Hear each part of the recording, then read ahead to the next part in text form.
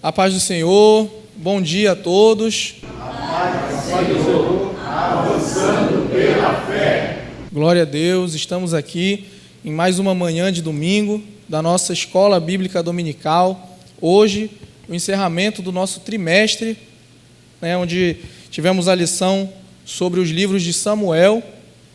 E é uma honra poder estar aqui com os irmãos na igreja, participando desse momento de aprendizado, de ensino. Uma honra também estar aí na casa dos nossos telespectadores. Aqui estamos numa manhã de domingo, mas pela magia da internet, de repente tem gente aí de madrugada, de tarde, assistindo o nosso programa. Então, nós estamos aqui para comentar aí, fazer um apanhado geral dessa lição, de tudo que nós aprendemos, de tudo que nós vimos, tirar algumas dúvidas também. E nós temos aqui os nossos convidados, Eu sou Leonardo Costa, aqui nós temos o pastor Rogério, nosso pastor aqui do templo, o diácono Costa Júnior, mais conhecido como meu pai, aqui o pastor Joel e também o nosso diácono Edson, o nosso coordenador da Escola Bíblica Dominical. Então, meus irmãos, vamos começar falando que cada uma das perguntas aqui, ela tem um tema relacionado a uma lição. Então, vamos começar falando ali da nossa primeira lição.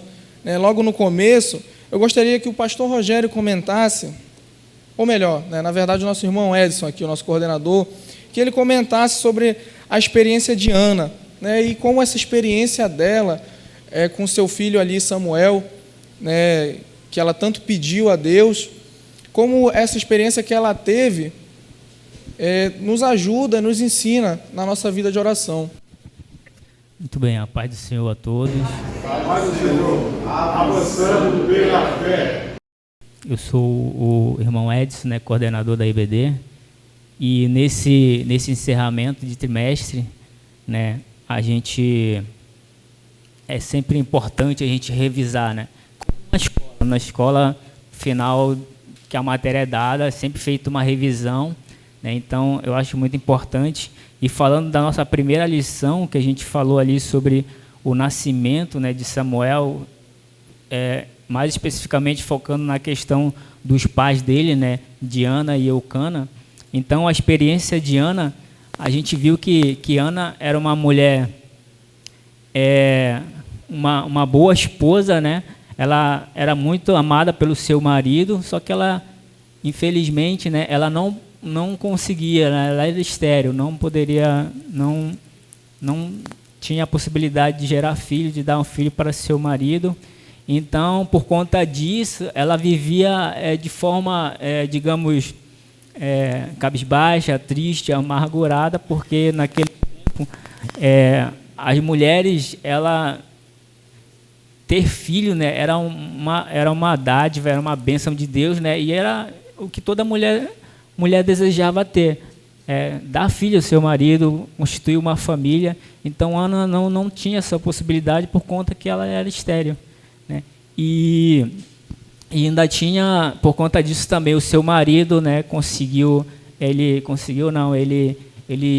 teve a possibilidade, porque a lei permitia, de ter uma segunda esposa que pudesse suprir ali a necessidade de gerar filhos, de dar continuidade ao nome da família e tudo mais. Então, ele tinha essa segunda esposa de Eucana, era Penina. Ela, digamos, azucrenava a vida de Ana, justamente por ela não poder dar filho ao seu marido.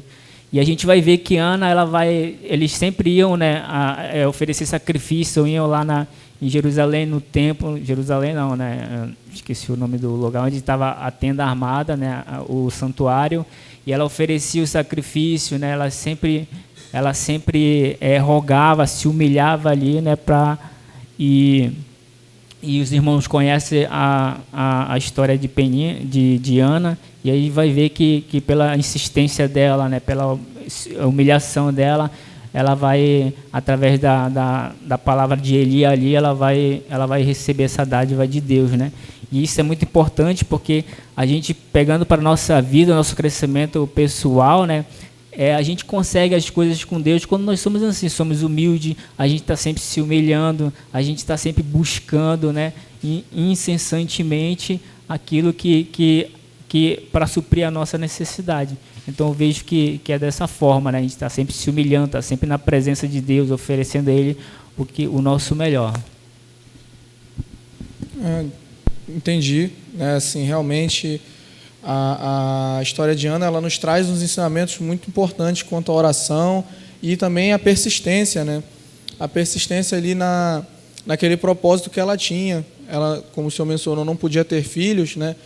E a insistência dela em oração ali fez com que ela alcançasse, né, esse objetivo dela. Deus foi muito misericordioso e concedeu esse desejo do coração dela. Mas o senhor mencionou aí o sacerdote Eli, né? O sacerdote Eli, pelo que eu lembro aqui, né, ele teve uma situação aí com os filhos, né? O senhor podia elucidar um pouco mais para a gente isso? Quem foi o sacerdote Eli e o que foi que aconteceu aí com seus filhos? Bom, nesse mesmo período, né, quem julgava as causas e também era sacerdote era Eli. Né? Eli foi um dos juízes de Israel também, né? Ele viveu na época do período dos juízes, então foi o penúltimo ali, que o último ainda foi Samuel. Mas Eli, como sacerdote, né, ele oferecia sacrifício, né, fazia lá, intercedendo para o povo, fazendo sacrifício e também julgava, né, atuava como juiz naquele período. Né. Então, ele também tinha os seus filhos, que a gente vai ver que os filhos de Eli, eles não andavam no caminho de Eli, não seguiam o exemplo do pai. Muito pelo contrário, né? Ao invés de os filhos deles aproximarem ao povo de Deus, eles afastavam, né? Por conta da conduta, né? do proceder deles. Eles estavam preocupados com o bem-estar deles, né? As ofertas que o povo trazia para oferecer a Deus antes de ser oferecido, né? O servo desses dois filhos de Eli, que era Ofni e Finéias, eles tiravam a melhor parte, né? E para eles próprios, para consumo, para eles utilizarem, para eles fazerem as festas dele lá, né? O povo trazia a oferta e eles ficavam com a melhor parte, né, daquela oferta. Então, e faziam coisas abomináveis aos olhos de Deus mesmo no próprio templo, né? A Bíblia diz que eles... na linguagem de hoje, eles assediavam as mulheres que trabalhavam lá, que serviam também, que iam lá oferecer sacrifício, faziam coisas horríveis. Então, eles não eram exemplo. Eli assim, não conseguiu, né? Ele era um homem de Deus, sacerdote, mas ele, nessa parte de orientar os filhos de criação, ele deixou muito a desejar. E a gente viu que ele, mais adiante, eles vão ter um fim trágico por conta dessa situação, né? Desses cuidados que eles não tiveram com a casa do Senhor, com o serviço na casa do Senhor, e isso vai trazer consequências drásticas mais adiante para eles. Então, assim, né, a gente observa que essa é uma situação muito recorrente na Bíblia, né? Um homem de Deus, ali que tem uma vida muito prudente, mas os filhos, eles vêm de uma maneira diferente, né? Isso foi com Eli, o próprio Davi também, né, com seus filhos, não teve ali essa continuidade em todos os filhos do servir a Deus, do cuidado com o Senhor, e os próprios reis que sucederam também, a gente teve esse problema. Às vezes, por que o senhor acha que isso acontece assim? O senhor, como pai, o que faz com que os filhos sejam tão diferentes ou sigam caminhos tão diferentes?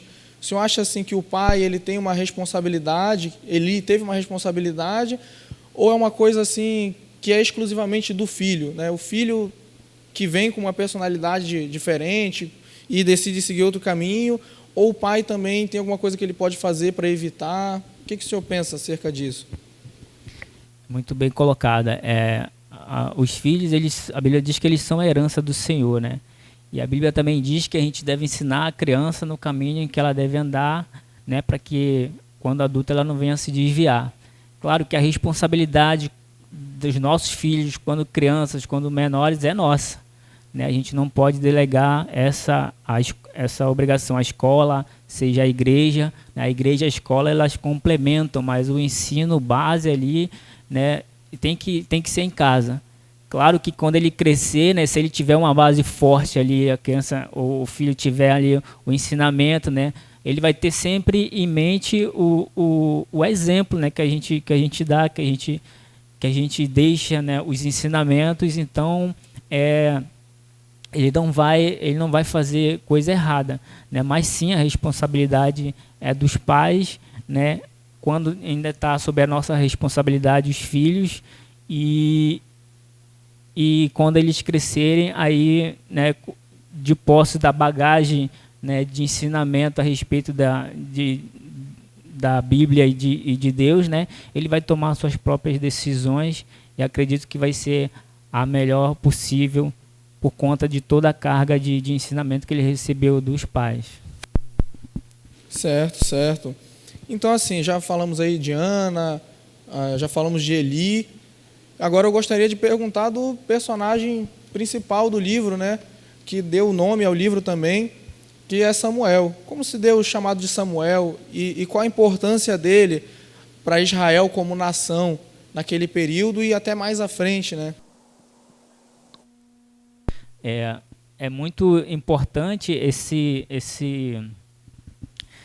chamado de Samuel, né, o nascimento, como se deu, né, porque Samuel ele foi promessa de Deus na vida da mãe dele, né, e a mãe dele, por conta disso, ela prometeu que ele serviria o Senhor, que foi entregue para Eli depois que ele nasceu, né, e ele foi ensinado ali, foi conduzido. É interessante porque os filhos de Eli não conseguiu que eles seguissem os passos, que eles fizessem as coisas corretas, mas Samuel, que foi entregue pela mãe para que ele servisse na casa do Senhor, né, sob a supervisão de Eli, né, ele conseguiu, ele seguiu toda uma trajetória que realmente era esperada. Então, quando a gente conhece a história de Samuel, sabe que ele foi chamado por Deus bem novo, né? E num período que isso é importante, né? Samuel vai ser ali a transição entre o período dos juízes e o início ali da monarquia, dos reis, né? E era um período bem conturbado, porque a Bíblia vai dizer que esse período era difícil ouvir Deus falar, era difícil ouvir, né, a orientação de Deus através de um profeta e tudo mais. Então, nesse contexto de complicados no estado espiritual que a nação passava, é que acontece o chamado de Samuel. Aquela criança, né, desde muito nova, ela vai ser chamada por Deus, pelo próprio Deus, e a partir daí ele já vai começar o seu ministério, né? A gente sabe que Samuel ele vai ter uma grande relevância, né, nesse período, né, como eu falei, de transição, porque ele vai exercer tanto o ofício de sacerdote como de juiz, né, e profeta, né? Ele exerceu esses três funções aí. Então a gente vê que ele foi um chamado, né, a pessoa certa, no período certo, para fazer a coisa que deveria ser feita, né? Aquilo que Deus estava querendo fazer para restaurar ali a nação de Israel, o povo como um todo. Então, vai ser muito importante, né, e vai ser um divisor de águas ali, o chamado de Samuel na vida espiritual do povo de Israel. Bom, interessante mesmo, né? Parando para pensar que ele cuidou de Samuel também como um filho, né? Ele passava ali mais tempo com o sacerdote, morava com o sacerdote e via sua mãe com um espaço de tempo muito grande, né, entre as visitas. E mesmo assim ele conseguiu falhar com os filhos dele e ter sucesso com Samuel. Então acho que isso também revela um aspecto de individualidade, né, também na criação dos filhos. Isso também tem um papel relevante. E Samuel realmente, né, foi o último juiz e participou aí da transição do período dos juízes para o período da monarquia. Eu queria acrescentar também uma última pergunta para o senhor aqui. Só fazer um ponto Com certeza, interessante aí nessa parte, né, que é até admirável, né, a questão da postura de Ana, né, que muitas das vezes a gente enfatiza muito o nosso juiz, profeta e sacerdote Samuel, mas existe uma visão bem admirável com relação a Ana, no sentido de ela exercer uma fidelidade, né, com relação àquilo que ela recebera do Senhor. Porque ela, por muitos anos, né, nós conhecemos a história, ela chorou, ela clamou, ela se humilhou diante de Deus para que Samuel viesse a existir. E ela ali se coloca também numa proposta, né, numa promessa de entregar aquilo, né? Então, a gente não vê, não tem esse registro dessa ruptura, né, e dessa entrega, né? Não se enfatiza isso na Bíblia, mas imagine você, né, numa situação que nós amamos nossos filhos, né? E ali você vai entregar aquilo que você esperou tanto tempo, né? Aquilo que você chorou, se humilhou, que foi pivô de tudo aquilo que aconteceu.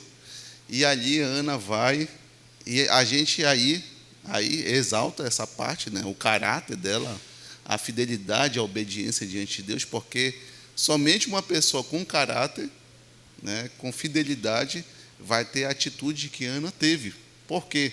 Ela vai ultrapassar a barreira do próprio amor com relação ao filho e vai oferecer ao Senhor. É uma grande lição, né? Porque Deus nos dá essa oportunidade de vida, de bênçãos, de vitórias, e muitas das vezes o Senhor, Ele requer isso de nós, né? Ana, Abraão, nós vemos isso também, e ela vai, não, isso aqui é do Senhor. Eu fui agraciada com Samuel, eu fui atendida, recebi a vitória, mas agora eu estou devolvendo ao Senhor, né? A ruptura foi difícil. Qual é a mãe que quer se separar do filho, né? E o amor que existia ali, né? Aquilo que ela vivenciou, aquilo era símbolo de uma vitória. E ela foi ali, eu queria exaltar essa parte, essa virtude de Ana, né? Que é tremenda. Sim. Que ela teve a vitória, soube lidar e entregou ao Senhor. E é isso que nós devemos fazer, entregar o nosso Samuel ao Senhor, porque Ele requer isso de alguma forma das nossas vidas. Isso me lembra também de Abraão, né, também, que entregou seu filho, apesar de Deus o ter poupado. Eu acho que tudo isso também nos remete a Cristo, né, pois Deus, Ele nos entregou o seu Filho amado, né, para morrer por nós, em nosso lugar. Então, eu acho que tanto a história de Abraão, que eu lembrei, né, enquanto o senhor falava, e a história de Ana, é uma história de entregar o filho, tudo isso já apontava, né, para o Cristo que viria dos céus, né, entregue por Deus para padecer pelos nossos pecados. Diferentemente, às vezes, das pessoas que buscam tanto uma bênção, né, vêm para a casa do Senhor, né, e em busca de uma bênção, né, se esforçam, e quando Deus concede a bênção, a atitude de muitas pessoas é até se afastar da casa de Deus, pegar a bênção, né, abraçar e não retornar mais à casa do Senhor. Diferentemente do que a gente viu aqui, o exemplo dela, né? Ela pegou a bênção e entregou para o Senhor e continuou sendo abençoada, né, dessa forma. Isso mostra, né, que ela estava mais interessada no Deus abençoador do que na própria bênção. Perfeito. Que é justamente aquilo que nós temos que fazer, né? Não é interessante que nós estejamos ali focados em receber algo de Deus e somente, né? Ana, ela estava focada no próprio Deus, tanto que quando ela recebeu a bênção que ela pedia, ela a devolveu para Deus, porque mais importa a ela agradar a Deus do que receber aquilo que ela queria. E nós não estamos falando de um carro, de uma casa, estamos falando do próprio filho. Ela abriu mão de estar ali com o próprio filho para que estivesse entregando ele a Deus, e isso é honroso. Com certeza é um exemplo muito bonito de se ler na Bíblia. Eu gostaria de voltar aqui com o nosso coordenador para fazer uma última pergunta específica para ele, que é justamente sobre as palavras Icabô e Ebenezer. Gostaria de entender assim, o que elas significam dentro do contexto que elas foram apresentadas a nós. Bom, sendo bem rápido aqui, tem muitos irmãos ainda e o tempo é pouco. essas expressões elas foram utilizadas em momentos chaves ali, em situações que impactantes, digamos assim, né? E Cabô, ela foi utilizada, né? Foi um nome dado pela mãe à criança, quando foi a arca, ela foi levada pelos filisteus, né? Ela foi tomada, ela foi utilizada de forma incorreta e o Senhor não estava naquela situação, né? Os filhos de Eli levaram a arca para uma batalha, né? Não houve consulta ao Senhor, não houve nada, e o exército inimigo, Israel foi derrotado, os filhos de Eli, Ofni e Finéias, eles foram mortos e a arca de Deus foi levada, né? E nesse momento, quando a notícia chega lá no acampamento, né? Acho que era a nora de Eli, estava prestes a dar à luz, então ela deu à luz, né? E por consequência dessa notícia que ela recebeu, ela pôs esse nome Icabô, que significa foi-se a glória de Deus, né? Fazendo uma referência à arca que foi levada pelos filisteus. E Ebenezer, justamente uma situação contrária, né? Já estava, Samuel já estava como profeta, ele já estava atuando, né? E em outra situação de batalha, se não me falha a memória aqui, que houve a consulta a Deus e Israel foi autorizado aí a guerra e realmente ele foi vencedor nessa batalha, inclusive os inimigos correram, né? O exército de Israel perseguiu o inimigo e até um certo ponto que foi justamente quando foram utilizadas essas palavras aqui, né? Ebenezer, que significa até aqui nos ajudou o Senhor, até aqui o Senhor tem nos ajudado, e foram nessas situações que essas palavras e os significados dela foram utilizados aqui na nossa lição de número 4, se não me falha a memória. É isso mesmo. Muito obrigado aí, acho que ficou bem esclarecido. Gostaria de me voltar aqui então para o nosso diácono Costa Júnior, né? Sem muita enrolação, quais os erros cometidos por Saul, né, o primeiro rei de Israel, que o levaram ao fracasso? Aí o senhor também fica convidado a nos contar um pouco aí da história de Saul. Primeiramente, a paz do Senhor a todos. Passando pela fé. Pois bem, a história de Saul também ela nos traz grandes ensinamentos, né? Porque era um homem que ele foi escolhido, né? Foi apontado por Deus, escolhido porque ele tinha suas qualidades.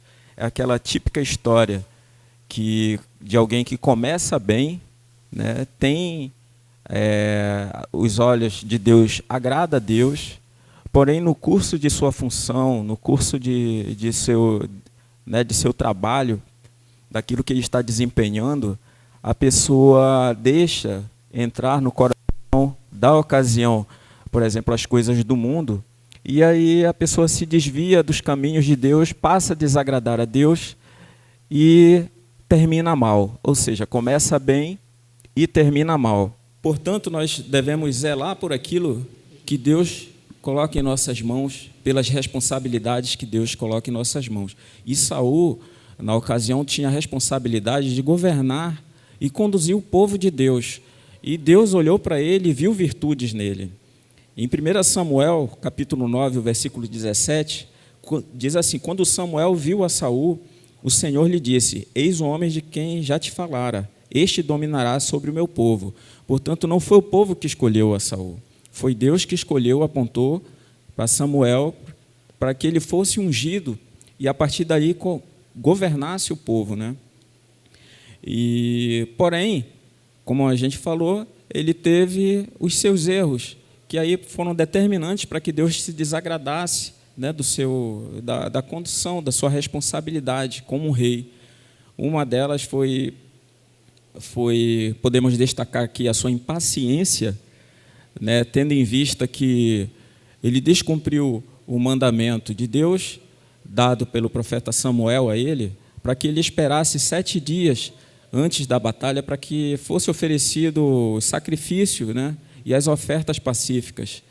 E o povo estava ali mediante a guerra, os filisteus com 30.000 carros, né, para a peleja, 6.000 cavaleiros, e fora, como a palavra descreve, pastor, descreve os demais soldados como areia na praia.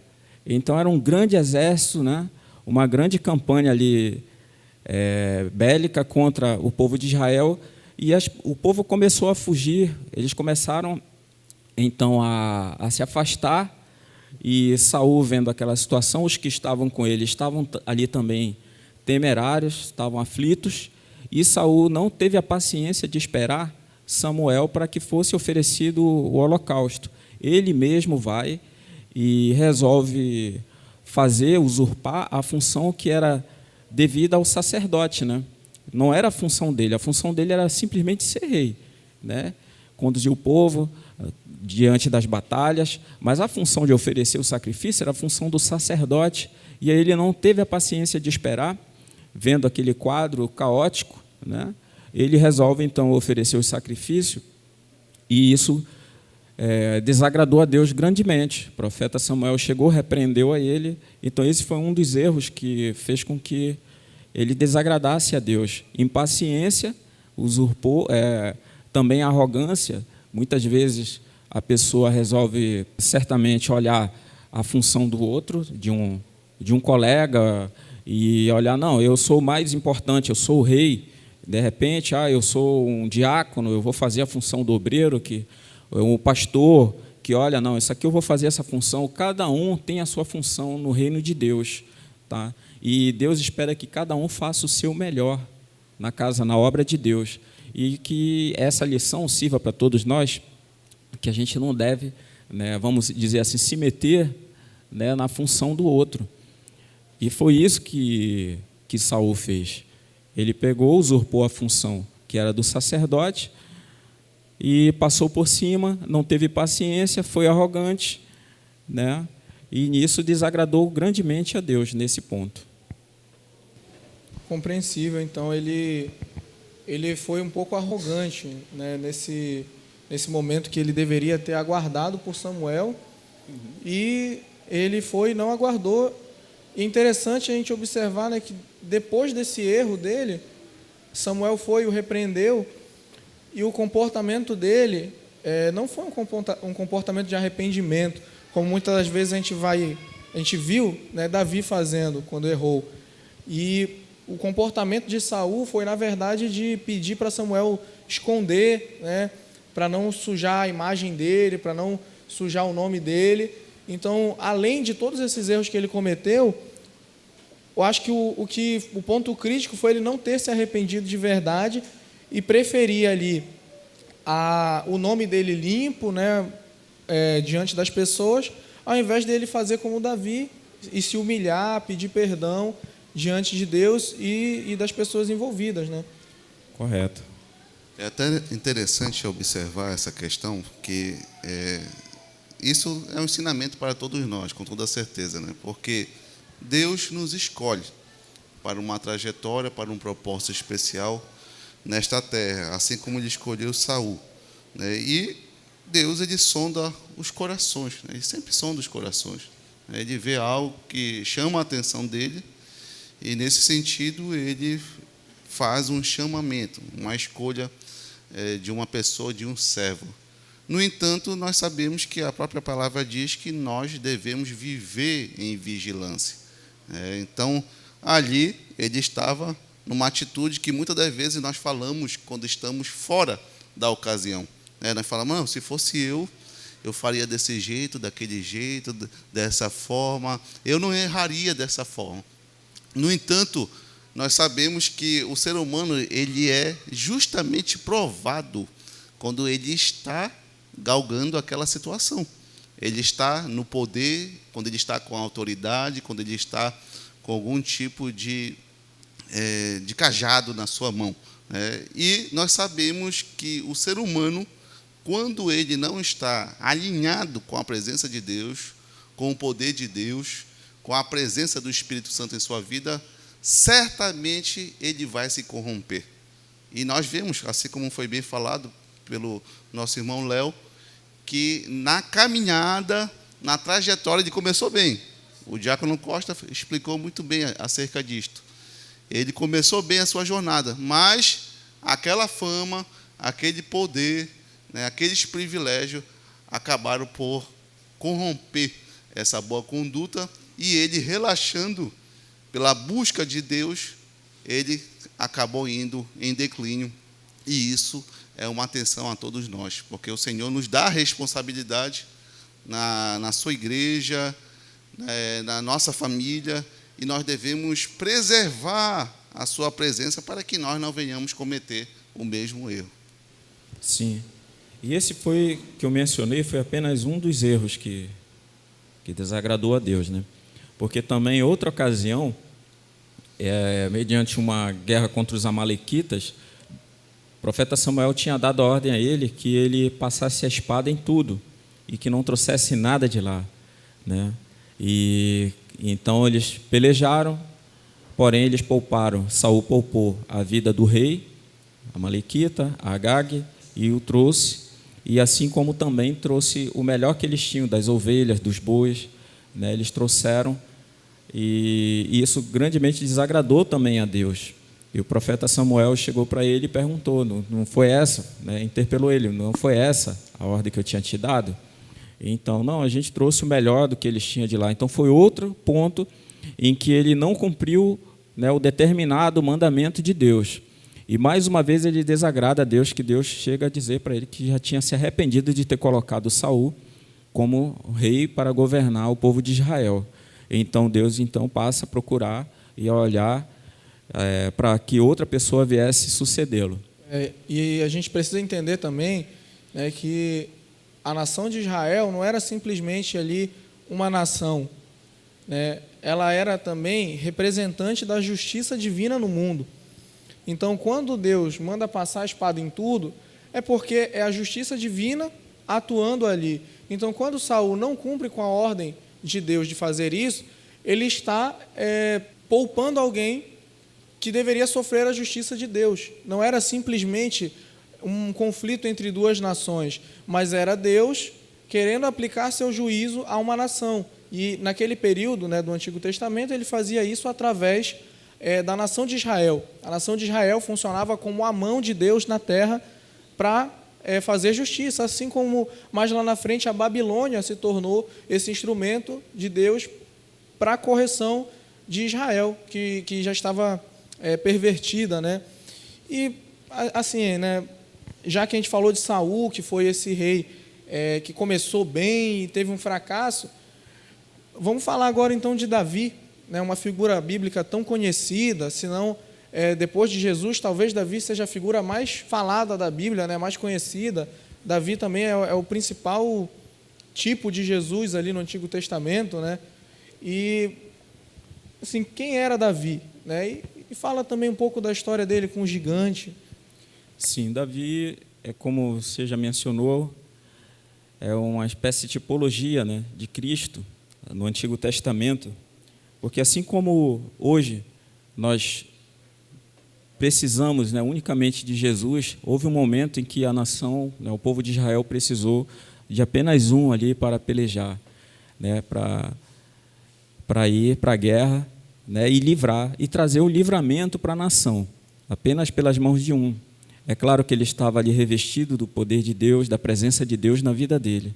Então, assim como Jesus também revestido, né, do poder de Deus, ele hoje nos concede a oportunidade de nós nos livrarmos, né, dos nossos pecados, mediante nosso arrependimento, e alcançarmos a salvação eterna, né? Da mesma forma, Davi esteve ali diante de um gigante, né, e libertou o povo que já estava ali oprimido. Ninguém tinha coragem de enfrentá-lo, ninguém tinha condições de vencer aquele grande inimigo.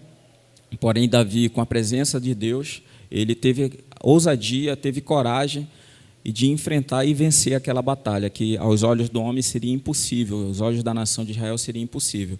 Porém, alguém ousado, alguém que foi escolhido por Deus também, né, sua escolha se deu a partir de, como já foi mencionado aqui, o rei Saul havia se desagradado de Deus, né? Deus havia se desagradado dele no posto de rei, e ele então ordena ao profeta Samuel que vá até a casa de Jessé para que ele fosse ungir um novo rei.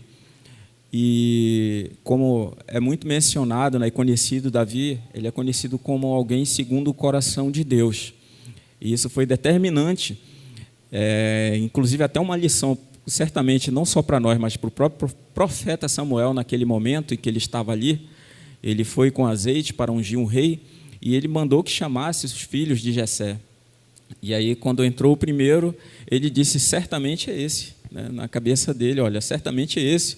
Ele tem toda uma postura, tem altura, tem, né, todos os atributos de um rei, de um guerreiro, alguém que vai para o campo de batalha e certamente será um vencedor.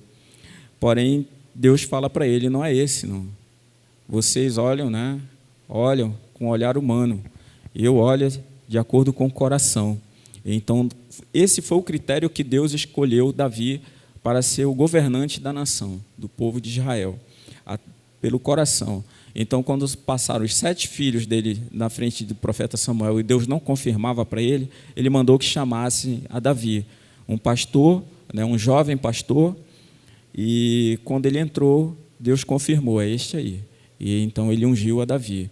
Alguém que tinha também atributos, tinha dons na área da música, não à toa ele compôs a metade, ou talvez até mais, de todos os salmos da Bíblia que nós temos, os 150 salmos, ele compôs, e esse dom que ele tinha da música, de tocar instrumentos, a harpa especificamente, foi algo também que fez com que ele fosse, né, ser chamado para servir na casa do rei, porque o rei foi acometido por um espírito maligno, e toda vez que ele era atormentado, ele foi aconselhado que ele buscasse alguém que tocasse uma harpa para que ele viesse se acalmar.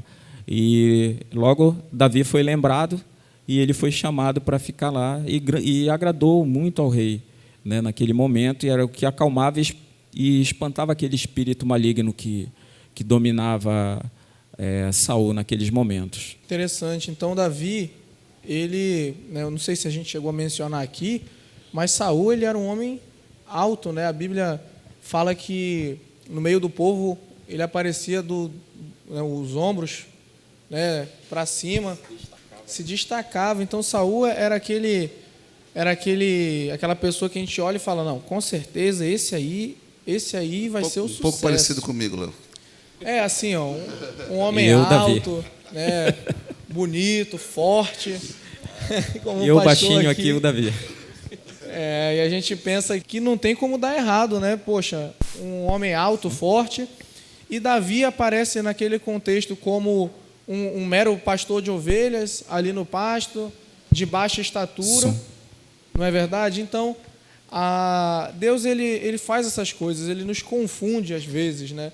A gente olha e aos nossos olhos é desse jeito, é essa situação, mas Deus, ele enxerga além, né? Como o Senhor falou, ele enxerga o coração, né? E nós vemos apenas a aparência.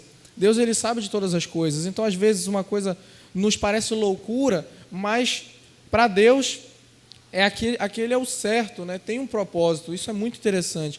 E eu também achei interessante o Senhor falar de Davi como sendo aquele que livrou o povo, né, do gigante Golias. Eu vejo que muitas das vezes a gente tende a se colocar no lugar de Davi, né? A gente, quando ouve essa história, a gente se imagina como Davi diante do gigante, enfrentando os problemas, e isso também é uma visão plausível. Porém, eu acho interessante observar dessa forma também, que Davi, como um tipo de Cristo, ele representava aquele que nos traria salvação contra alguém, né, gigante, alguém muito maior do que nós. E nesse contexto, quem somos nós nessa história? Somos o povo de Israel amedrontado e impotente. Então, a gente observa que o povo estava ali, sem poder fazer nada, diante de um desafio literalmente imenso. E Davi, como um tipo de Cristo, trouxe a salvação e a libertação, né, o livramento àquele povo. E da mesma forma acontece com nós em relação ao pecado e a Cristo, né? Nós ali com o inimigo gigante, né, o pecado, e Cristo veio e nos livrou, nos salvou, dos nossos próprios pecados, da nossa culpa, das nossas falhas, um preço que nós não poderíamos pagar, ou seja, um gigante, né? E mesmo assim Cristo nos salvou, né? Ele, como um só homem, trouxe salvação a todos nós, incluindo os judeus e os gentios. E Davi também trouxe salvação ali para Israel. Justamente Deus trouxe salvação a Israel através de Davi. E isso também já apontava para Cristo, não é verdade? Então, assim, né, com base, falando já na amizade de Davi e Jonatas, um pouco improvável até, né, porque Saul passou a odiar Davi, e mesmo com Saul tendo esse ódio mortal por Davi, o filho dele, Jonatas, ainda teve uma amizade muito linda e profunda com Davi, né? Quais são os ingredientes assim que podem nos ajudar a sermos melhores amigos, né? A termos relações melhores com os nossos amigos, baseado aí no que vimos com Davi e Jonatas? Sim, tinha uma grande amizade, né, construída através do tempo, e os ensinamentos que traz para nós, para a nossa vida, é justamente os ingredientes necessários são vários, né? A amizade, um relacionamento com Deus, com os amigos, ela requer, né? Ela requer lealdade, ela requer sinceridade, né? Requer amor também. Isso, eu não falo, eu já estou expandindo aqui, não só na amizade, mas qualquer tipo de relacionamento matrimonial, um relacionamento principalmente com Deus, amor. Nós devemos ter amor, nós devemos ser sinceros, devemos ser leais, né, em tudo aquilo que a gente venha a fazer, né, para que a gente venha a manter, né, um bom relacionamento de uma forma geral, com o próximo, com Deus. Então, esses são os principais ingredientes, né? A lealdade, a sinceridade, né? A transparência de coração, né? Muitas vezes a gente acha que o melhor amigo nosso é aquele que concorda em tudo aquilo que a gente vem a fazer, todos aqueles projetos que a gente tem na cabeça, e o melhor amigo é aquele que concorda, não, vai lá e faz, é isso, vai lá e você está certo. Não, muitas vezes o conselho, né, um verdadeiro amigo, ele também olha e vê que aquilo ali vai dar errado e chega e tem coragem de falar, né, que aquilo ali não vai ser algo bom para a nossa vida. E muitas vezes a gente classifica isso como uma pessoa, então você não é meu amigo, você não concorda comigo, né?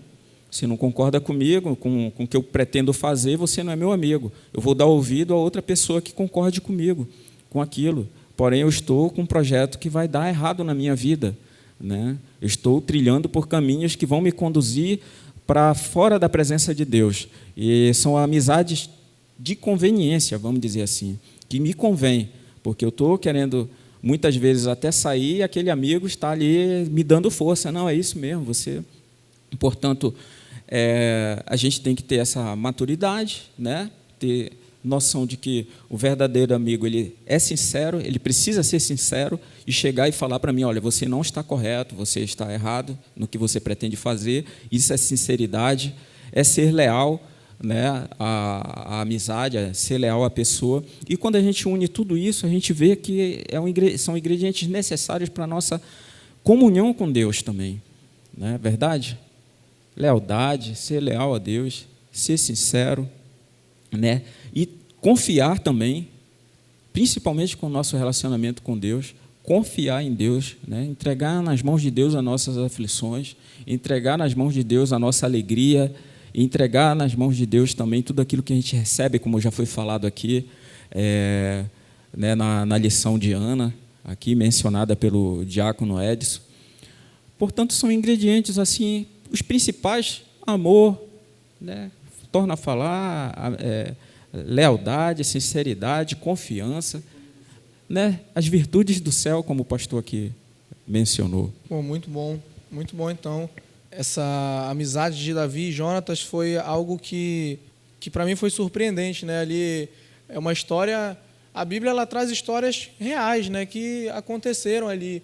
E às vezes a gente fica pensando, né, poxa, parece um roteiro de um filme, né? Como é que o filho do rei que está tentando matar o cara se torna amigo dele, né, e ali Jonatas ajudou Davi no processo da fuga, né, de escapar ali de Saul, que já estava com ódio, querendo matá-lo, né, e é muito lindo a gente ter essa história de amizade dentro dessa história maior, que foi ali a história do reinado de Davi, né, do reinado de Saul e de Davi, desse período da monarquia em Israel.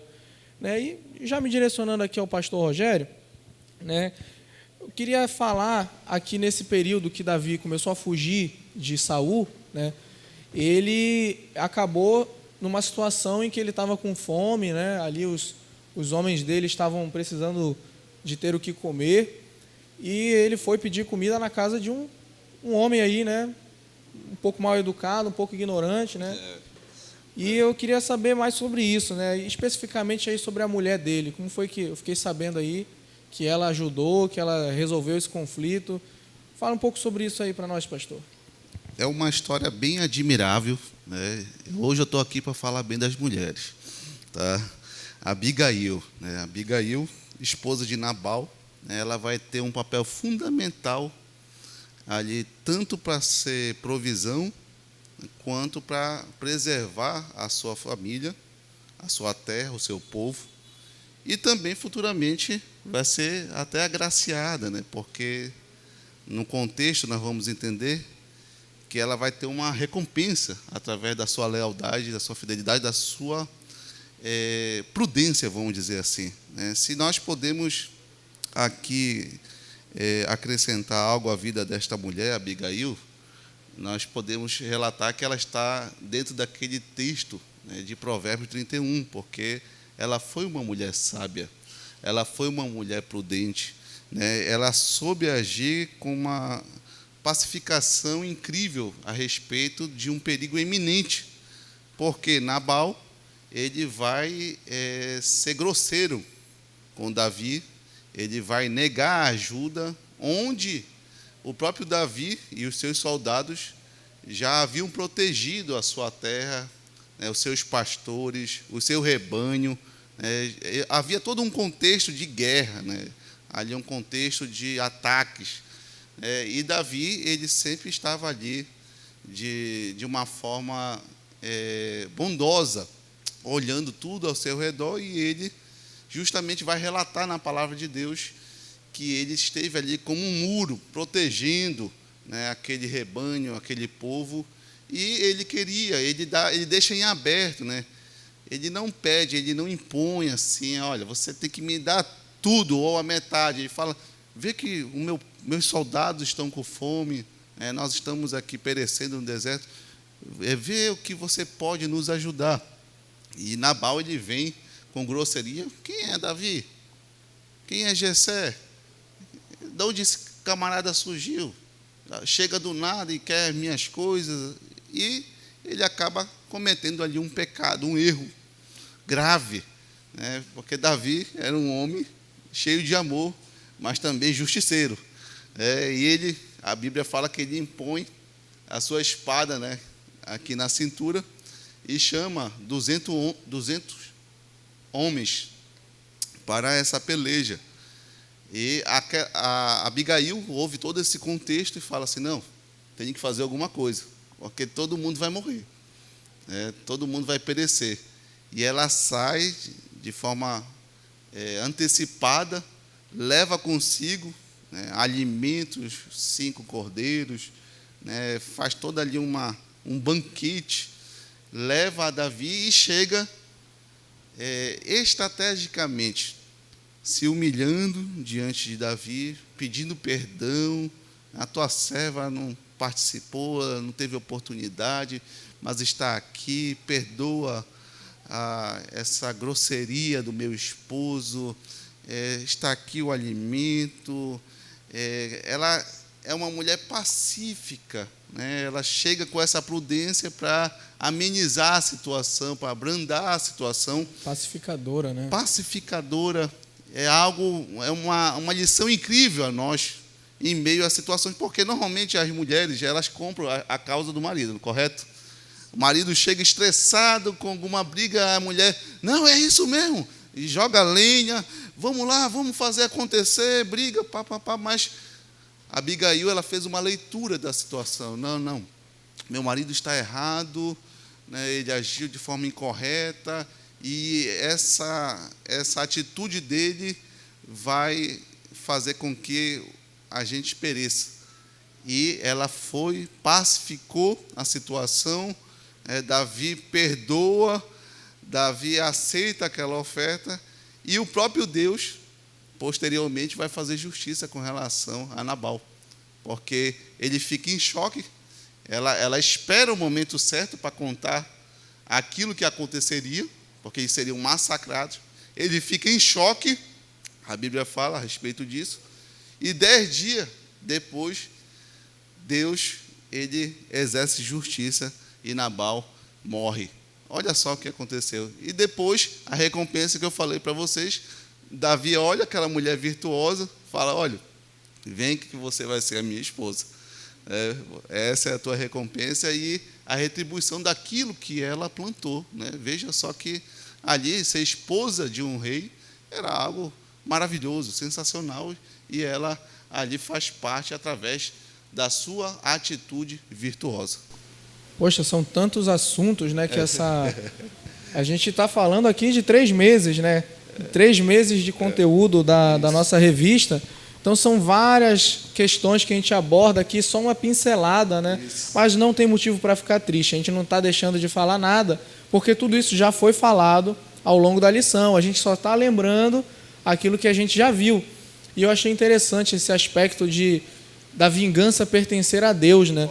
Às vezes a gente fica ali tão estressado, tão irritado com alguma situação, com raiva, e a gente quer resolver da gente mesmo, né? Desembainar a nossa espada e fazer justiça. Mas a gente tem que lembrar que a vingança pertence a Deus, e Deus, ele é justo.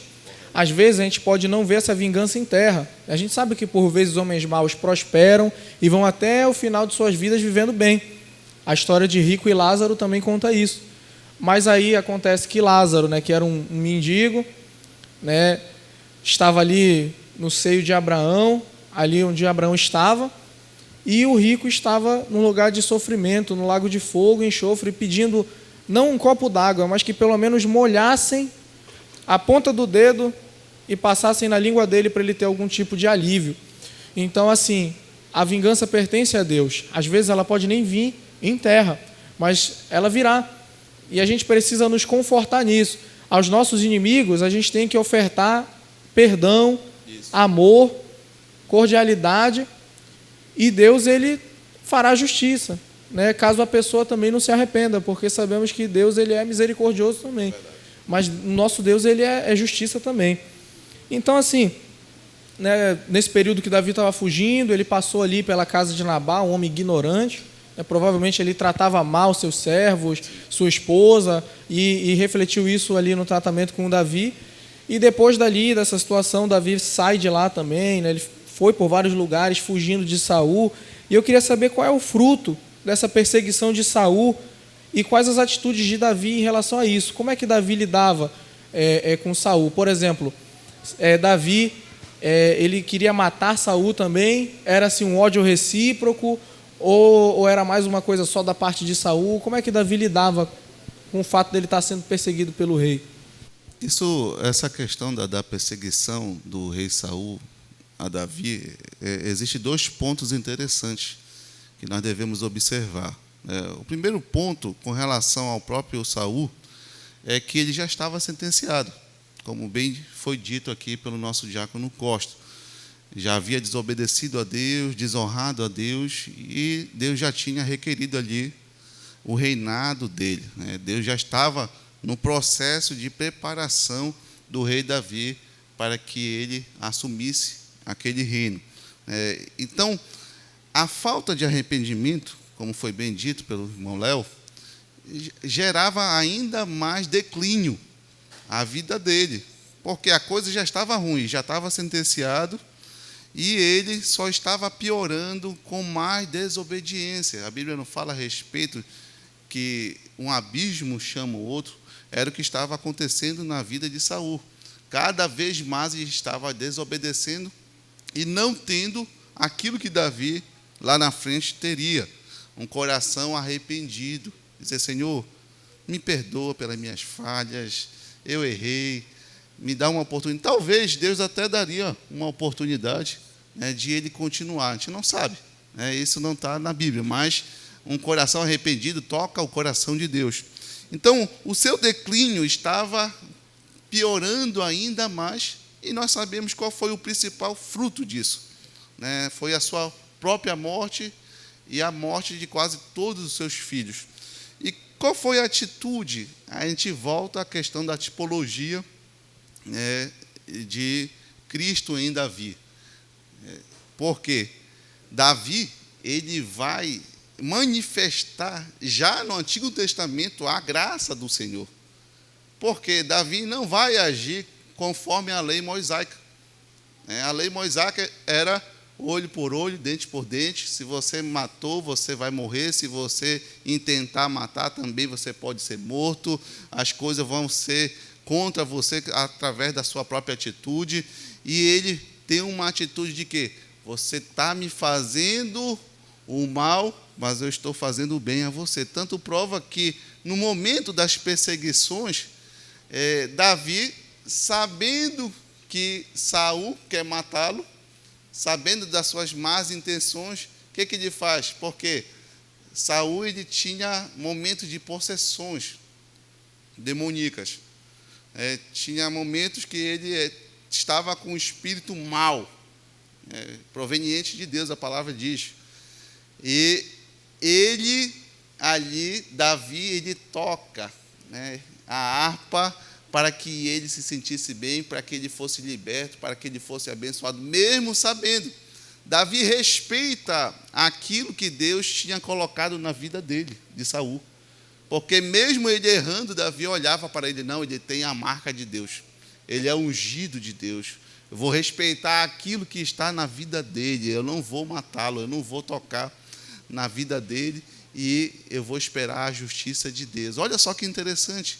Davi, ele perdoa, Davi, ele respeita, Davi, ele honra, Davi, ele espera, Davi, ele persevera, tudo atributos da graça, né? Por isso que ele faz o tipo de Cristo, né? Ele é justamente esse pivô aí da descendência do nosso Senhor. Eu não vou me alongar muito, mas Davi, ele vai representar tudo isso, porque ele realmente tinha um coração segundo um coração de Deus. Interessante. E depois desse período de perseguição, né, quando ele conseguiu finalmente ser coroado rei, ele foi coroado rei primeiro em Judá, né? Ele não foi coroado em toda a nação de Israel. Correto. Logo de princípio. E nesse período que ele era rei somente lá, em Judá, quais foram os desafios que ele enfrentou já a partir dali, antes dele ser rei em todo Israel? Pois é, justamente, né? Davi já foi aceito em Judá, né? Ele estava nesse processo, nessa transição para assumir, até porque era propósito de Deus, Deus já havia estabelecido, mas nós sabemos que nós devemos esperar o agir de Deus. O agir de Deus, ele é primordial, porque Deus, ele age no momento correto, na hora certa, com as pessoas certas. Então, nesse período que Saul, ele morre com seus filhos, sobra somente Isbosete, né, o último filho do rei Saul. E Abner, que era o general, né, de Saul, ele quer resolver a situação. Então, normalmente, todo o reinado, ele exercia uma dinastia. Normalmente, eram os filhos que assumiam o reinado, posteriormente à morte de seus pais.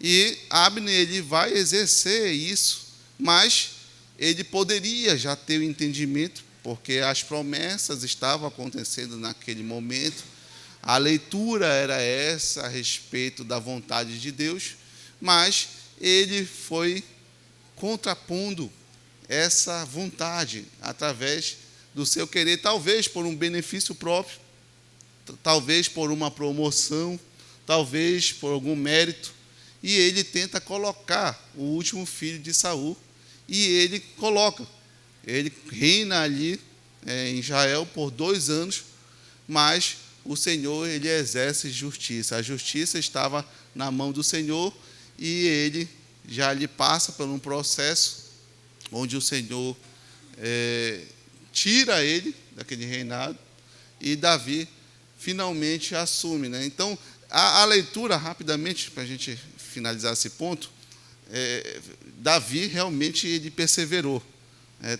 Com toda essa perseguição, desde a sua juventude, ele assumiu o reinado com 30 anos, desde a sua juventude ali, sendo perseguido. Não é fácil, você observa que ele foi tentado ali com ameaça de morte, com situações mesmo que ele foi livrado de morte, e passa por um período difícil. Nós vemos até os salmos que relata os sentimentos, né? Podemos até dizer uma certa depressão de Davi a respeito dessa perseguição, desse isolamento, que era muito difícil. Você que é perseguido, você que é ameaçado de morte, se alguém já foi aqui, você sabe qual é esse sentimento. E Davi vivia isso o tempo todo. E mesmo nesse momento, com esse coração cheio dessas ameaças, ele exercia a bondade, isso que é incrível. Mas voltando, ele estava ali e na leitura clara, né, o rei Saul morre. Aí Davi fala, poxa, é agora. Não, ele poderia até falar, que bom, mas ele lamentou também a morte de Saul, a Bíblia fala. E ele olha aquela situação, vê, né, e Abner assume, poxa, ele falou, poxa, não vai se cumprir aqui as promessas de Deus na minha vida. Ele já assumiu, vou abrir mão, agora vou desistir de uma vez. Não, ele continuou, ele estava ali em Judá, ele perseverou e Deus fez justiça pela sua vida e dessa forma ele assumiu a tão esperada promessa de Deus para a sua vida. Foi uma luta, né, até ele conseguir assumir tudo aquilo que ele tinha para assumir, e isso mostra um pouco da perseverança que ele tinha também, da paciência que ele teve, né? Às vezes ele ali naquele meio de perseguição podia chutar o balde e falar, já chega, Deus enrola muito, é muita tribulação, para mim já está bom, já chega, eu não vou ser rei não, já são anos de perseguição. Aí quando ele assume nem é por completo, né? E mesmo assim ele se manteve fiel a Deus, se manteve perseverante, e foi esse grande rei aí que nós já conhecemos muito bem a história, né? Mas assim, esse grande rei, né? Obrigado aí, pastor Rogério, pela sua participação, mas já me voltando aqui para o pastor Joel, esse grande rei que nós falamos aqui, ele teve umas falhas, né? Esse grande rei, ele, apesar de ser prudente, de ser segundo o coração de Deus, a gente observa ali nas Escrituras que ele não foi perfeito, não é verdade? Então eu queria saber, assim, quais os passos de Davi nesse caminho para a queda e quais as consequências desse pecado dele, né? Para nós lembrarmos, né, qual foi o pecado de Davi, que nós nos referimos agora. Foi o adultério dele. Ele adulterou ali, mas não foi somente isso, na verdade foi muito mais grave. Davi, ele ali no seu palácio, observou aquela moça, né, Batseba, e ele a desejou. Ele descobriu que aquela mulher era casada, ele arquitetou uma forma de fazer com que o seu marido morresse, né, ele o colocou no fronte de batalha, aquele homem morreu, e ele pegou aquela mulher para fazer o que ele quisesse. E eu acho que isso, não sei o que os irmãos pensam, mas para mim, Davi, o que ele fez se caracteriza até mesmo como um abuso, né? Como, em outras palavras, um estupro, né? Porque, querendo ou não, aquela mulher ia recorrer a quem? Davi, como monarca absolutista, concentrava ali o poder executivo, o legislativo e até mesmo o judiciário. Quem iria julgar o rei, né? Quem iria pegar a causa daquela mulher, advogar em favor dela? Ela não tinha opção. Então ela vê o seu marido morto e é conduzida como uma ovelha, que é o que o profeta Natan fala depois, né? Ali para o palácio para que o rei a usasse como ele quis, como ele queria fazer com ela, ele fez. Então, assim, eu observo que essa mulher, ela foi violada, né? A Bíblia em nenhum momento fala que ela instigou o rei, ou que ela estivesse provocando o rei. Não que isso não seja uma possibilidade, mas o que ocorreu ali, para mim, foi Davi abusando da sua posição de poder, um monarca absolutista, para que ele viesse e tomasse aquela mulher, como o Natan fala, como uma ovelha que pertencia a outro pastor, né? Então, assim, narrei aqui o que aconteceu, mas o que fez com que Davi chegasse nesse ponto? Um rei, poxa, ali segundo o coração de Deus, né? O que fez com que isso acontecesse? Bem, senhores, o que já foi mencionado sobre cada tópico aqui, né? Nós agora vamos falar do motivo qual levou à queda, né, do Davi em decisões que ele tomou. Isso aqui vai servir de lição para a gente, nas nossas vidas, no nosso cotidiano, porque na vida a gente tem que tomar decisões e tem que fazer escolhas, né? E, mediante essas escolhas que a gente vamos fazer e decisões, a gente vai ver aqui que a sua posição social, a gente vai ver que a autoridade que é imposta a cada um de nós, mediante o que nos dá como responsabilidade, nós, como somos movidos de sentimento, né, alguns sentimentos interferem no que nós vamos escolher e decidir. E nessas escolhas e decisão, dá-se a queda naquilo que estamos no momento passando. Exemplo, Davi, ele estava numa trajetória de guerras, né, que ele estava travando para chegar ao reinado, né, em que era propósito de Deus na vida dele, né? E nós vemos que nessas batalhas, nessas que ele teve, foi tudo guia de Deus. Não foi Davi ganhou batalha, foi Deus que usou Davi como instrumento para vencer essas batalhas. Deus o ajudou em tudo, mas ele chegou a uma posição, né, em que ele teve autoconfiança naquilo que ele chegou. Na vida também a gente tem essa autoconfiança quando atingimos algo planejado no início. E quando a gente chega nessa posição que o Davi chegou, algumas decisões a gente nos deixa levar por sentimentos. E assim ocorreu com Davi. Ele chegou, né, a ser rei de Israel e, devido às decisões que ele teve, qual foi o motivo da queda? Ele, na autoconfiança do exército, poderio do exército que ele tinha, ele ficou ocioso, ele ignorou as adversidades e não teve cuidado com o sucesso que ele estava no momento, porque ele chegou ao poderio, ele chegou a rei. Mas só que, muitas das vezes, no momento ali, ele se desdeixou. Como estava em período de guerra, Israel estava em guerra, o exército dele estava em guerra. Então, tem momentos na nossa vida que a gente se descuida pela autoconfiança. Assim ocorreu com Davi. A autoconfiança no exército que ele tinha, ele mandou o exército ir à batalha e ele ficou no sossego dele, ele ficou na ociosidade, no palácio, na luxúria, né? Ali ele ficou ali, tomou uma decisão errônea, no qual que foi um dos motivos da queda dele. A outra foi ele ignorar as adversidades. O que é ignorar as adversidades? É que a posição que ele se encontrava de rei, pessoas o bajulando, né?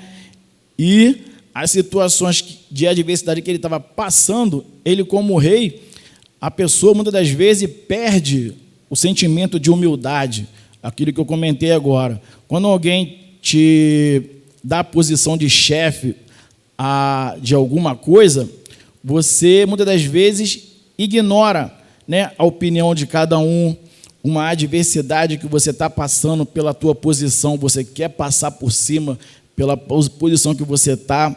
Assim foi Davi. Ele estava a passear dentro do palácio dele, ele avistou algo que chamou a atenção, ele, como servo de Deus, conhecia os mandamentos de Deus, ele passou por cima, mesmo sabendo que Deus, estava no controle de tudo, mesmo sabendo que ele tinha que, antes de tomar decisões, tinha que pedir para Deus, mas o sentimento de poderio, sentimento de eu posso tudo, estava sobre ele. E ele, vendo da sacada que ele estava, vendo a Betseba, aí ele chamou a atenção dele, ele pediu um dos seus criados, para buscar informação dela. Isso também foi um dos motivos, que ele sabia que não poderia, mas ele deixou aquele sentimento de humildade, passou por cima dos mandamentos de Deus para satisfazer aquilo que ele queria, pelo poderio que ele estava na posição no momento. O 8 foi o descuido em tempo do sucesso.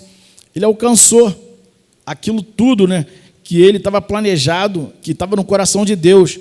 Deus o ajudou em tudo, mas quando ele chegou ao ápice, nós, seres humanos, quando chegamos ao ápice de algo planejado por nós, não é que nós não damos valor, mas o sentimento de autoconfiança, de que eu posso tudo, se paira na nossa vida, e muitas das vezes a gente não sabe dividir esse sentimento de poderio.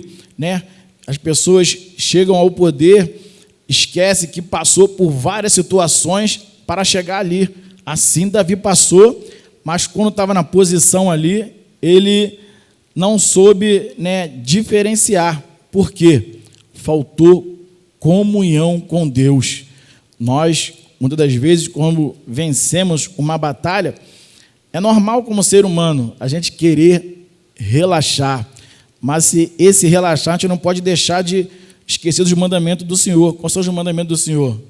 Vigiar e orar, para que não entreis em tentação.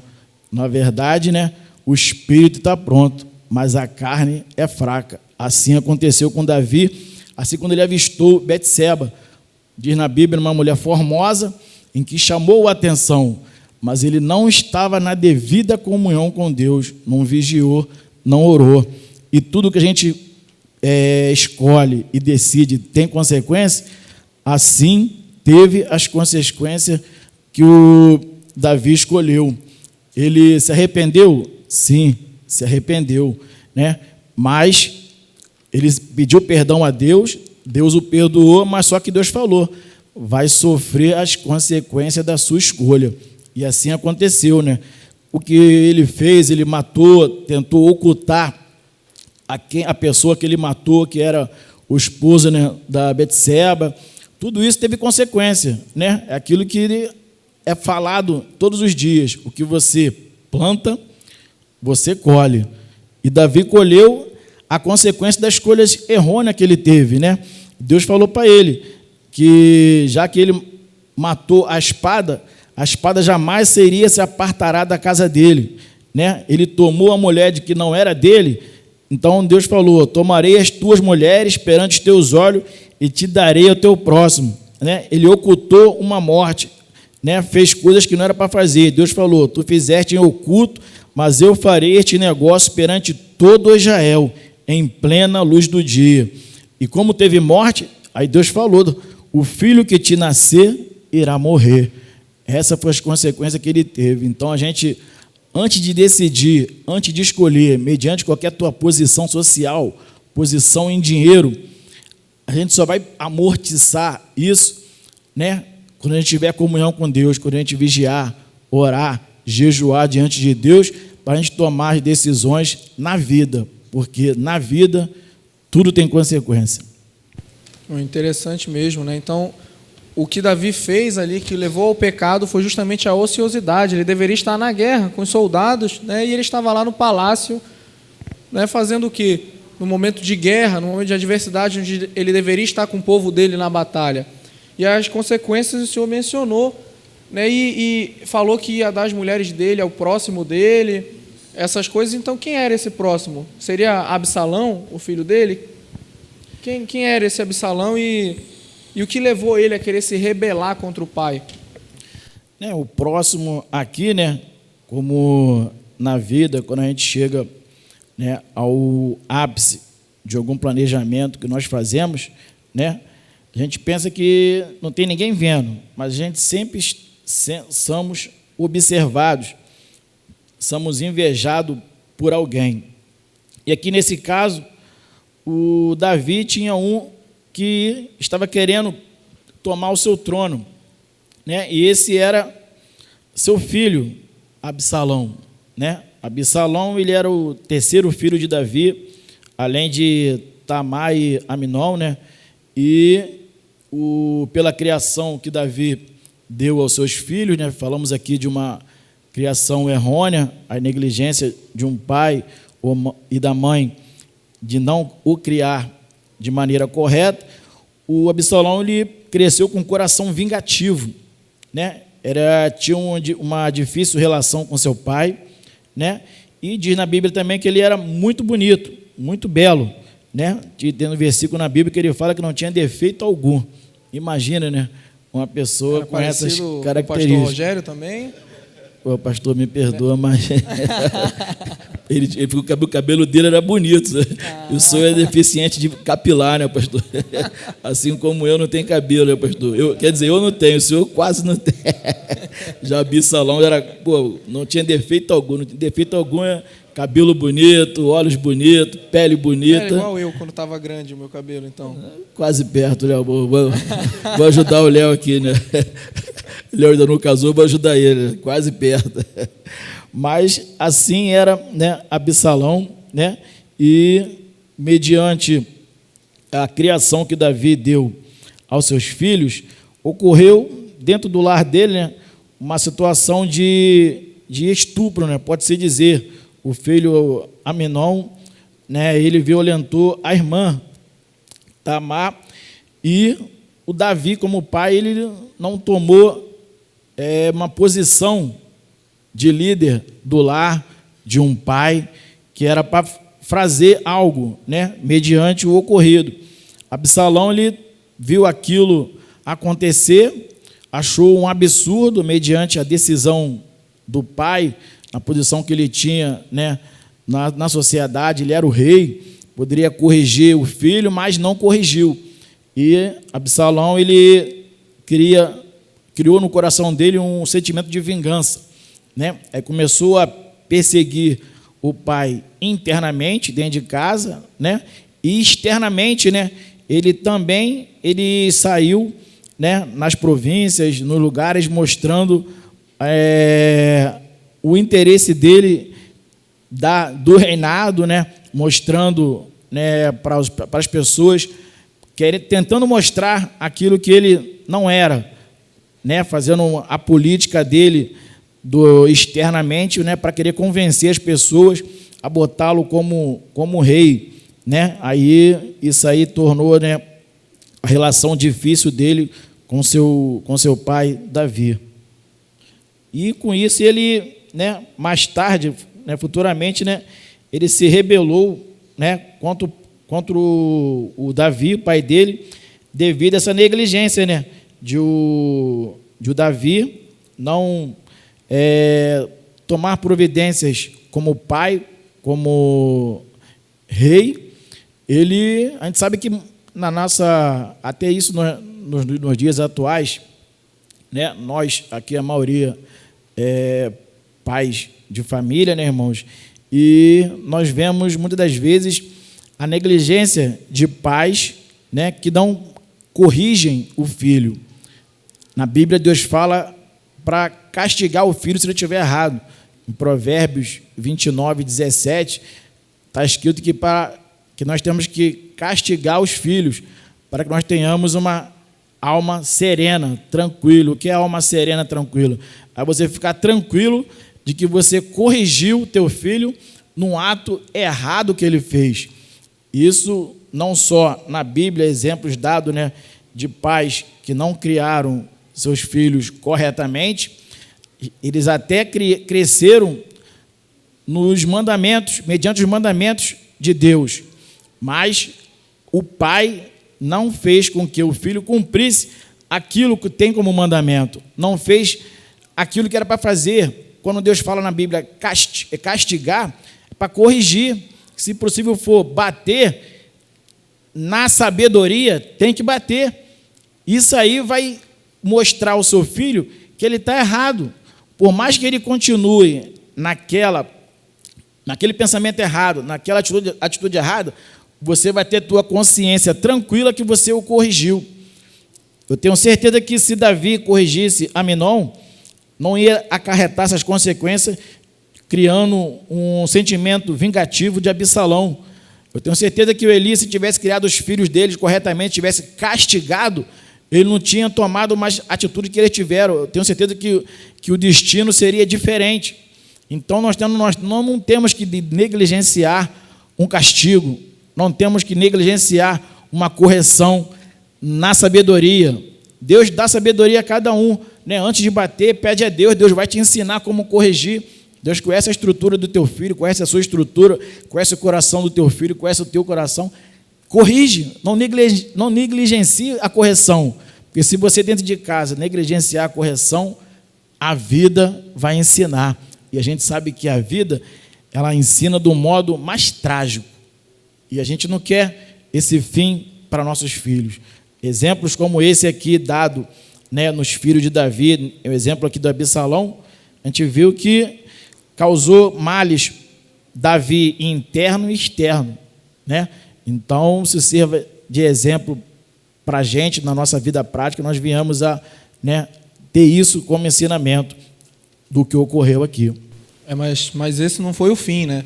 Davi, ali, depois dele pecar e também com esses conflitos de Absalão, ele se arrependeu, ele foi perdoado por Deus, ele teve um comportamento diferente de Saul. Ele mostrou arrependimento e ele não se preocupou com a exposição disso, ele se preocupou em pedir perdão, em acertar as coisas, né? Inclusive, ele chorou muito a morte do filho, né, gerado a partir desse abuso, desse adultério, e também sofreu muito com Absalão, que foi a consequência do pecado dele. E, apesar disso, novamente ele voltou a pecar, né? Porque isso mostra da nossa natureza, né? Nós somos assim, nós recorrentemente pecamos e precisamos pedir perdão. Então, a gente sempre tem que estar atento. E a Bíblia, ela é um livro que não nos oculta as falhas, né, das pessoas. Então, eu queria saber esse outro erro que a Bíblia conta ali sobre Davi e o que foi que ele fez, né? Foi o censo, né? Como foi esse censo e por que assim que isso foi errado? Um outro erro realizado por Davi, né? Aí a história do Davi, a gente, como já conhece, né, irmãos, é uma história vitoriosa, né? Quando a gente lê na Bíblia personagens bíblicos em que Deus, através do Espírito Santo, citou na Bíblia para a gente ter referência, né? Muitas das vezes, pelos atos alcançados, a gente tem eles como super-heróis, né? Mas Deus mostra porque eles foram pessoas, seres humanos, né, movida de sentimento como nós. Aí a Bíblia nos mostra a comunhão, tendo a comunhão com Deus, o que é alcançado, e não tendo a comunhão, o que acontece como consequência. Na trajetória de Davi, a gente vê que ele teve muitas vitórias, mas também Deus mostra os erros que ele teve, erros que a gente também tem, né? O altos e baixos na vida, mediante a caminhada que cada um tem na face dessa terra. O outro, né, pecado que Davi cometeu foi, né, do censo em Israel, o censo Israel. O censo Israel, ele, conforme eu falei, um dos erros, ele tinha, como ele atingiu o ápice de rei, ele deixou entrar em seu coração a autoconfiança, né? A autoconfiança leva muitas pessoas à queda, porque a autoconfiança ele deixou de ter um pouco a comunhão com Deus. a gente deixar de ter comunhão com Deus, a consequência é essa, a queda é inevitável, né? Ele deixou entrar a vaidade militar porque ele tinha um exército, né, poderoso, vencia todas as batalhas. E nós também, passando por situação como essa, se a gente deixar a vaidade entrar, a autoconfiança, a queda ela é inevitável, assim como aconteceu. Ele fez o censo. Qual o censo? Ele tinha o exército em Israel e em Judá. Em Israel tinha 900 mil, se eu não me engano, 800 mil soldados, e em Judá, acho que era 500 mil soldados. Ele fez esse censo pela vaidade que ele tinha, de ter um exército que não perdia nenhuma batalha. E Deus, ele não se agradou da decisão de Davi, porque Davi estava acreditando em quem? No exército que ele tinha. E Deus estava em todo momento mostrando que tudo que ele tinha alcançado, de tudo onde ele chegou, foi por ajuda de Deus, que ajudou ele em tudo. Mas, como na vida, eu estou falando que a gente, se não tiver a devida comunhão, se a gente tiver algo que venha a nos tirar essa comunhão, a gente tem que tentar sempre vigiando para que a gente possa ver isso e tomar a decisão certa, que é orar, vigiar e buscar sempre a guia de Deus. Ele fazendo isso, Deus o castigou, né? A soberba entrou no coração dele, levou a desviar a sua confiança com Deus. Aí o que Deus permitiu acontecer? Deus enviou a peste, que matou 70 mil homens, né? Foram atingidos, né? É Deus, abrindo o olho de Davi, que nada do que estava acontecendo, nada do que aconteceu foi ele, foi Davi, foi pela força dele, foi pela experiência dele, das guerras que ele ganhou. Não, foi sempre Deus o ajudando, sempre Deus dando estratégias para ele vencer as guerras, mas ele deixou subir a vaidade, deixou entrar no coração dele o sentimento de vitórias ganhadas pelos exércitos, e então ele atingiu e chegou a entrar no coração dele a autoconfiança, coisas que acontecem na nossa vida quando a gente atinge o ápice de um planejamento feito no início de uma carreira. Então, não vamos deixar que isso venha a entrar no nosso coração.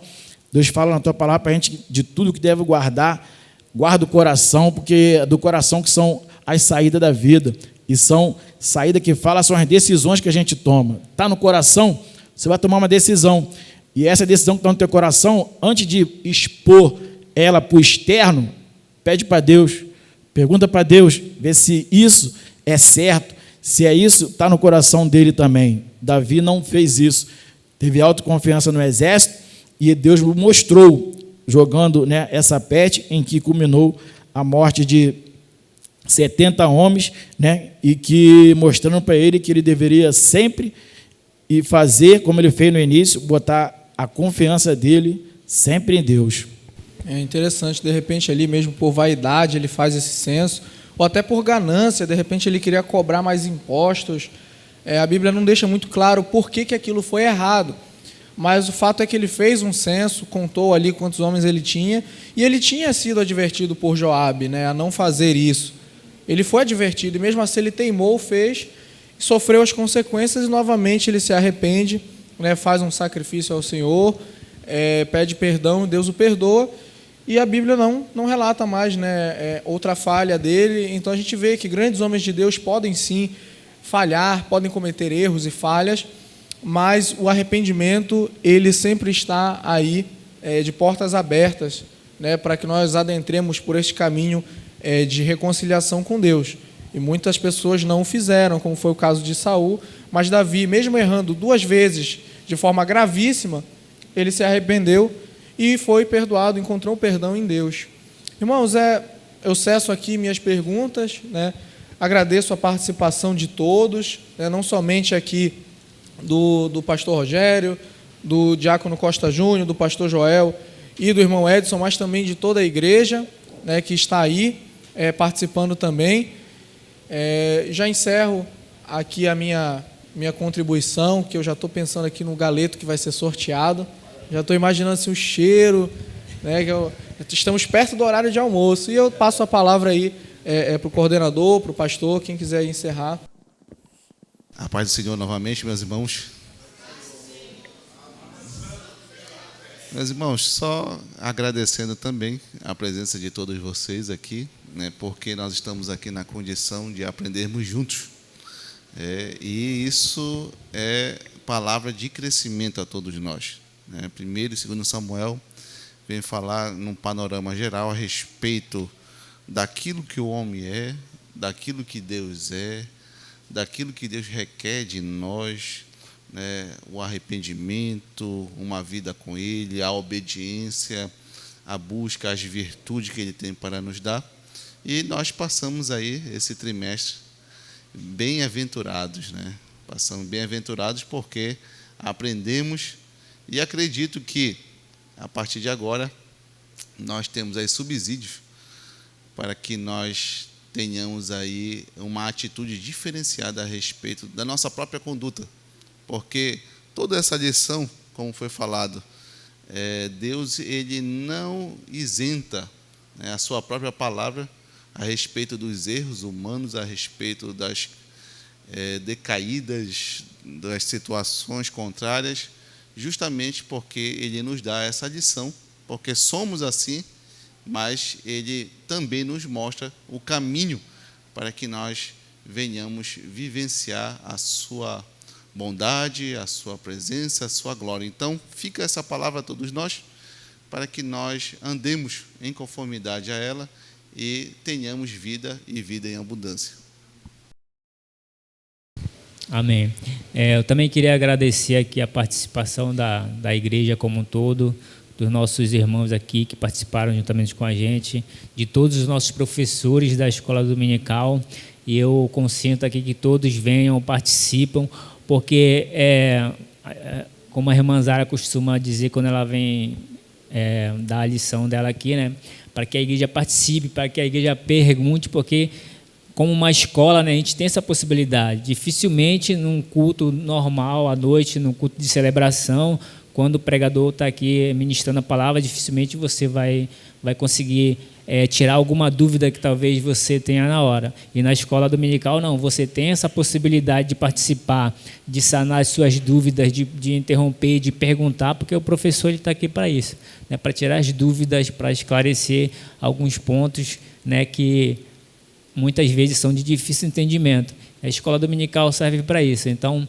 venha, continue participando, aprendendo e sendo grandemente abençoado em nome de Jesus. Muito obrigado a todos.